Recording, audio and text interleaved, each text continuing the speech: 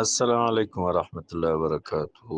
د ګروپ علما او مشایخ او عام مسلمانان اله العالمین جل مجده وساته. زموږ په معاشره کې یو د عادت جوړ شوی دی چې د زنانه ورکوي نجلۍ یا یو هلک ته نکاح کوي، نو هغه نجلۍ هغه ځای کې هغه هلک نه یې خوښ یا د هغه هلک د نجلۍ نه یې خوښه او دواړه بالغ هم وي، په دې جبرن دا نکاح وکوي.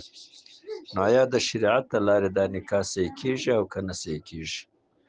نو ډېر کتابونه پر دې دي. دا مسله زموږ په علاقه کې پیښه شوله، نو دا نکاح نه صحیح کیږي چې زنانه بالغه وي او د دې رضا نه وي، د دې خوښه نه وي او په خوله هم ووایي چې زه یې نه کومه، نو د داسې ځای کې بیا نکاح کول جواز نه لري.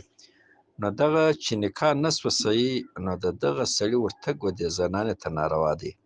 د دې زنانې یو ځایوالی د دې سړي سره ناروا دی. دا زموږ خلک ګرځي دا زنانې ورکوي، که د هغې خوښه وه که نه خوښه. زنانه به داسې ځای ورکوئ چې د دې خوښه وي.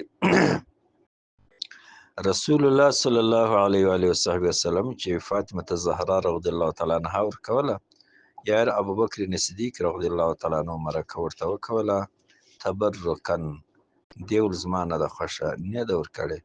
بیا حضرت عمر رضی الله تعالی عنه تبرکن مرکه ورته وکړل، دی ویل زه یې نه کوم. حضرت علي صاحب مبارک په وار دې سکوت وکاوه، نو رسول الله مبارک ویل السکوت فی معرض البیان بیان، سکوت یې مقرار دی.